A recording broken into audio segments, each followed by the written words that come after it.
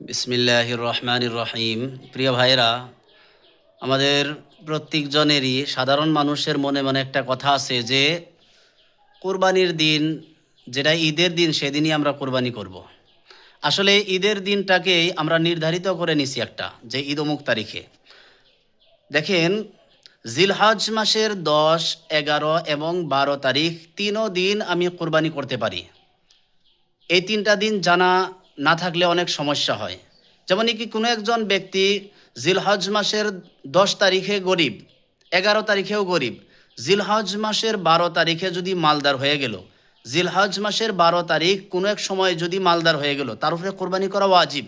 হ্যাঁ, জিলহজ মাসের 10 তারিখে কোরবানি করা শ্রেষ্ঠ, কিন্তু এটা এমন নয় যে 11 তারিখে করতে পারবো না।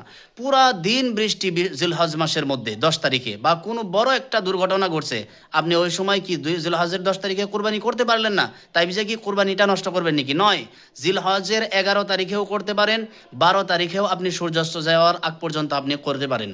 এবং কোরবানি মাসাইলগুলো আমাদেরকে জানতে হবে।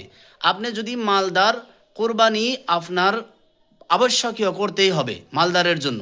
কোরবানি কাদের উপরে ওয়াজিব? 1 নম্বর শর্ত হলো তাকে মুসলমান হতে হবে। 2 নম্বর শর্ত হলো তাকে আজাদ হতে হবে, গুলাম বান্দির জন্য কোরবানি ওয়াজিব নয়। এরপরে একটা শর্ত হলো তার মুকিম হতে হবে, মুসাফিরের জন্য কোরবানি ওয়াজিব নয়। এরপরে একটা শর্ত হলো তাক মালিকে নিসাব, নিসাব পর্যন্ত মালের মালিক হতে হবে। নিসাব পর্যন্ত মালিক, যেমন কি 52 ভরি রূপার সমপরিমাণ মাল তার কাছে থাকতে হবে।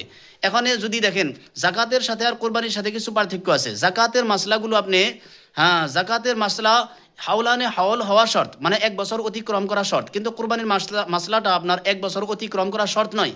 কোরবানিটা আপনার জিলহজের 10, 11, 12 তারিখের যে কোনো একদিন যদি মালের মালিক হয়েছেন, সেই দিনই আপনাকে কোরবানি করতে হবে। জিলহজ মাসের এই 3 দিনের মধ্যে আপনি সারা বছর গরিব, কিন্তু হঠাৎ করে আপনি মালিক হইলেন জিলহজ মাসের 12 তারিখে, আপনার উপরে কোরবানি ওয়াজিব জরুরি। এবং আপনি সারা বছর ধনী, কিন্তু হঠাৎ করে জিলহজ মাসের 11, 12, 13, 10, 11, 12 তারিখের মধ্যে আপনি গরিব হয়ে গেলেন, আপনার উপরে কোরবানি ওয়াজিব নয়। এটা বছর অতিক্রম করা জরুরি নয়। আগে পরের কোরবানি গ্রহণযোগ্য হবে না। জিলহজের 9 তারিখে কেউ কোরবানি করলে হবে না, জিলহজ মাসের 13 তারিখে কেউ কোরবানি করলে হবে না, পুরা বছর কোরবানি করলে হবে না। এখন পুরা বছর আমি বছর বছর যেটা আমার কোরবানি তরক হয়ে গেছে, আমি সাপোজ 2025-এ করি নাই, 24-এ করি নাই, 23-এ করি নাই, 20-এ করি নাই, 21-এ করি নাই, এখন আমার বুঝে আসছে। এখন বুঝে যদি আসছে, আমার সক্ষম অনুযায়ী পুরা প্রত্যেক বছরের কোরবানির কাজা হলো একটা একটা বকরি অথবা বকরার মাল সদকা করে দেওয়া। এই কোরবানির কাজা, বকরির মাল সদকা করে দেওয়া। এই বছর যদি আমি টাইম মতে কোরবানি না করতে পারি, পরবর্তীতে আমি কোরবানির নিয়তে নয়, কোরবানির জন্য আমি সদকা করে দিব এই মালটা। আর অনেক মাসাইলগুলো আছে, অবশ্যই আপনারা দেখবেন ইনশাআল্লাহ।